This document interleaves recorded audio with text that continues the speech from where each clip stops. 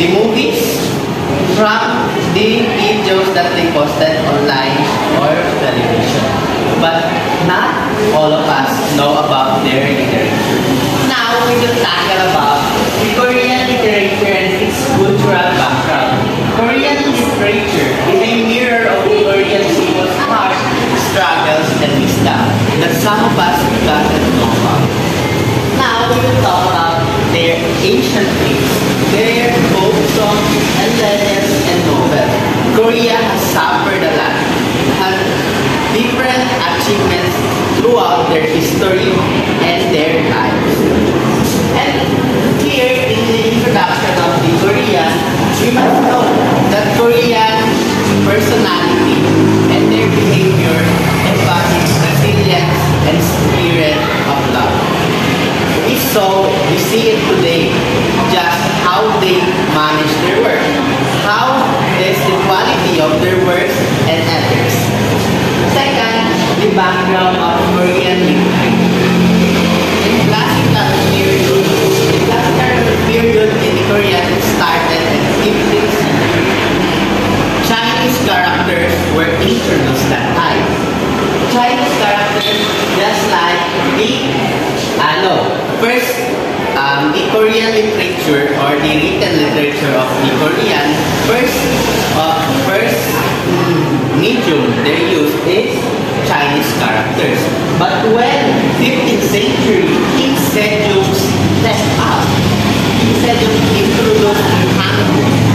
Hangul is from the fragments of the Chinese characters. We all know that Chinese characters has a lot of characters from those to cut as a different spelling. But here in Hangul, King Sejong cut it pieces by pieces. So, in the world, they said that Hangul is the most easiest language that or written text that is easy to learn because it only has a short pieces, right? Okay. So next, the beginning of the written literature. When King Sejong is not in the position, let's say in the 14th century, the literature of the Korean is not well written. It's what? It's spoken, just like in Filipino, but they are spoken in Korea. Here that time, in classical period, North and South Korea is conjoined. Okay. So the beginning of the written literature, because back in the past, back when English has not stepped up, the literature of the Korean has been spoken, sung or just by story. But when the character or the Hangul was introduced, it was being written. Okay? Next, here in the modern period. In the modern period, we could see that the infrastructure of the Korean has well established and has well improved because it was being influenced by the Western and the Japanese. When you say Western, it's the America. Very good, Bilavisto. Yes, and the Japanese. Because Japanese and Korea is like, they are bordering countries. Here, in 1950 and 1953, the war began. In 1950. And it ended by the year 1953. What is that war? The war that has been separated, the North and the South Korea. It was a sad moment of love and patriotism in the Korean country. Here, so, meaning to say, by that being said, the literature of Korean has been split into two. So it's hard to accommodate both of these because some of in the North Korea is not well published because we all know that North Korea is secluded by in the world. Okay, that is the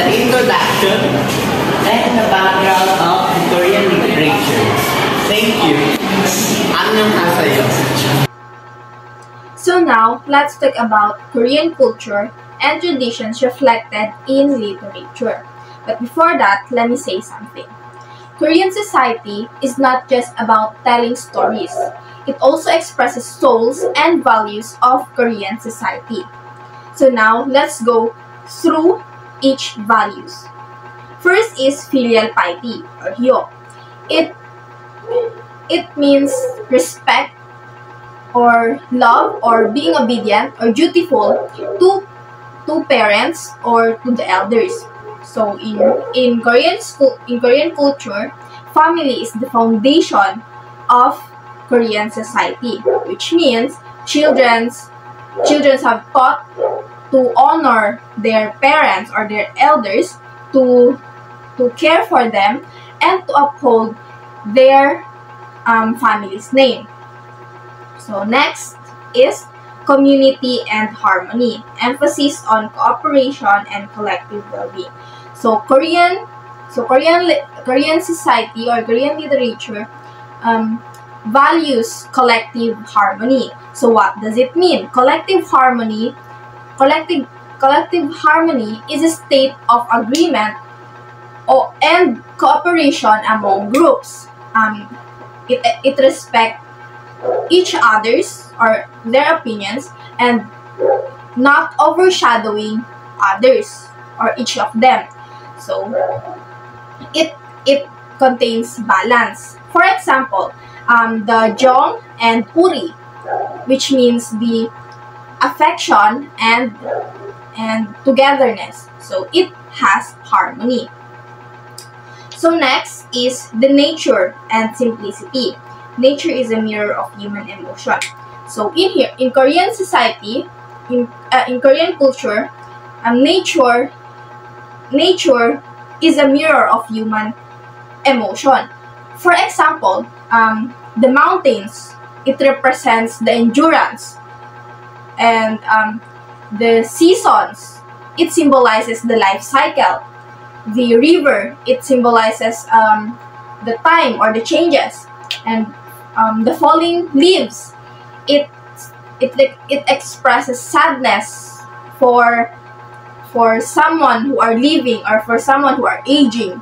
So it is the nature and simplicity. So next is resilience and endurance. It reflects Korea's historical struggles. So Korea has long history that involves wars, colonizations, and somewhat endurable. So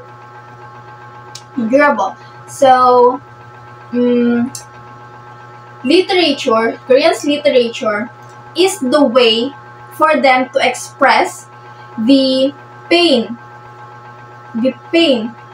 or the resiliency and the hope of what they feel. For example, a character in a story, a character who is in a break of their life but never give up. So that is the example of resilience and endurance.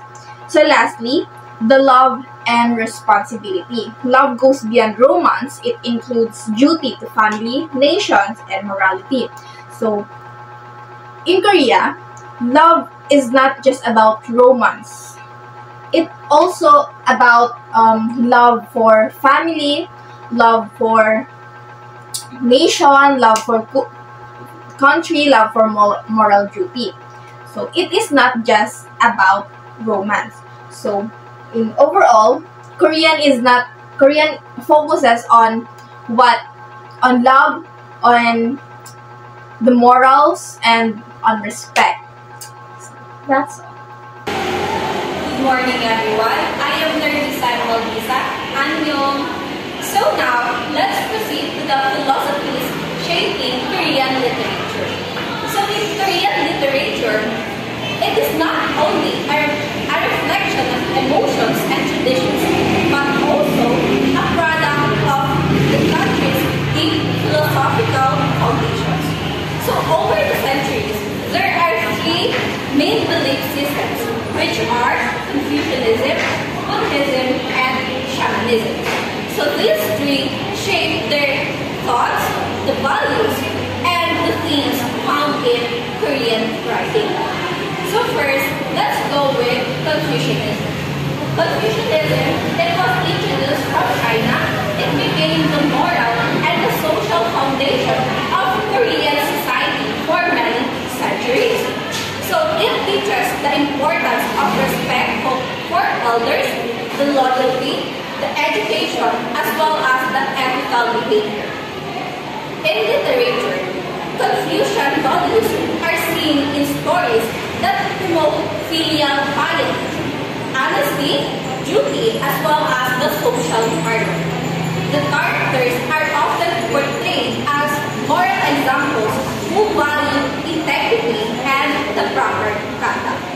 The second one is Buddhism. It brought a sense of spiritual reflection to Korean literature. So it encourages people to understand the impermanence of life and to seek inner peace and enlightenment. In many poems and writings, it shows people mediating on nature, compassion, and detachment from the worldly desires. It also, through Buddhist influence, literature in a way explore life, death, and the search for good. And the last one is we have Shamanism. So this belief holds that spirit exists in nature, in trees, rivers, mountains, and even animals. This belief is the early myth, the folk tales, and the epics often contain shamanistic elements such as gods, ghosts, and ancestral spirits influencing human life.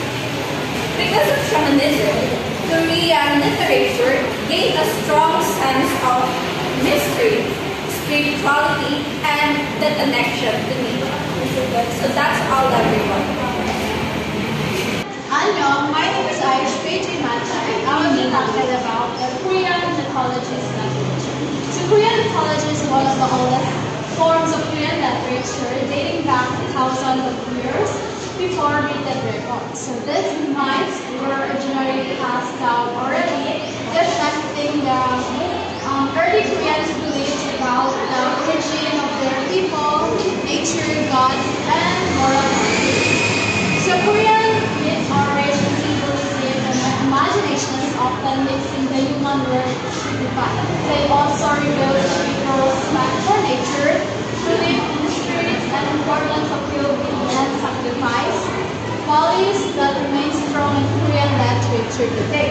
So we have the myth of Bangkok Wangmu, the Bangkok King of the Korea. This is the most famous Korean myth that found traditional story of the first Korean kingdom, which is Gojoseon.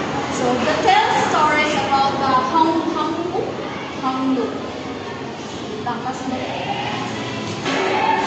So the tale tells about the Hangnu, the heavenly prince who decided to learn to help woman, bear and the tiger to us become the woman. Only the bear succeeds after injuring the bears inside the cave, while the bear turned into a woman named Ongukyo, who later married Hangnu and gave a birth Donggu, which is the founder of Korea. So the meaning, this fight is a symbolized of perseverance, divine destiny, and the spiritual origin of the Korean nature. Next, we have the tale of Princess Mary of Warren Beach. This is a famous romantic myth. This is about a girl who abandoned her parents because he born a girl. When their parents later fell in very troublesome underworld to find the existence of life to save them, she endures many trials of success and becomes the goddess of the healing and death. So, the stories highlight about the sacrifice, compassion, and feminine traits, the core values of Korean belief.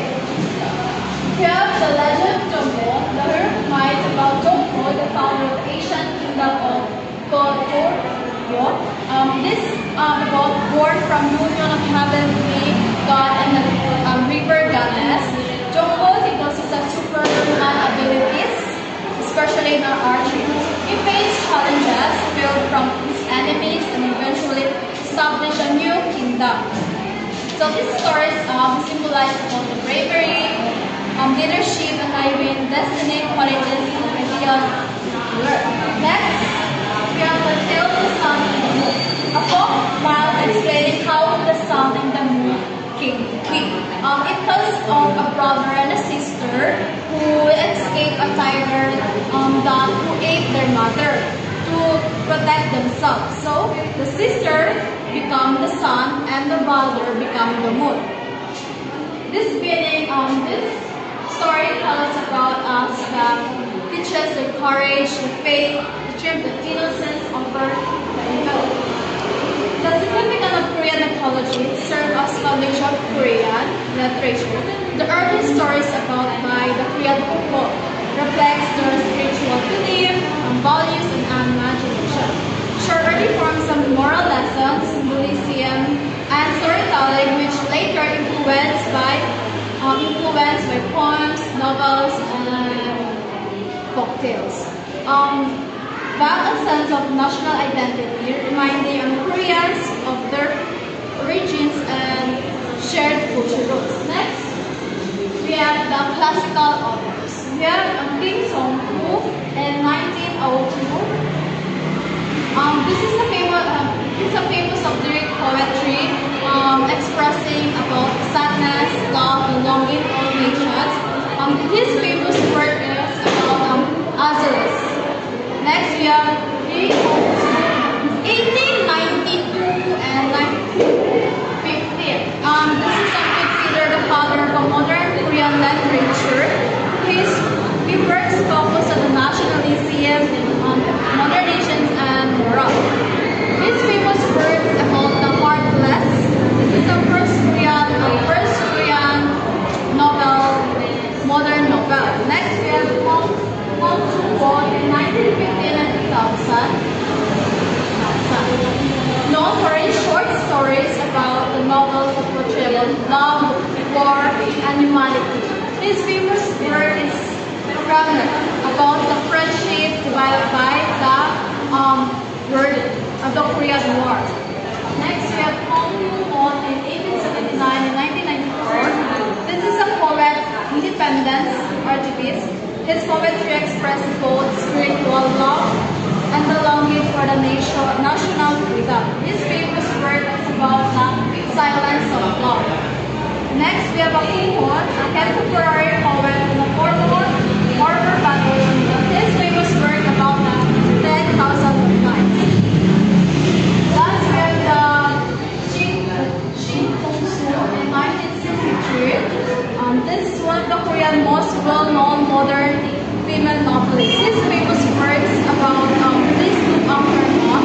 It's an international bestseller about family and the motherhood. We have the last Hong Song-woo in 1943, known for the realist novelist, an idea with the social political struggle. His famous works about the guest and the dance.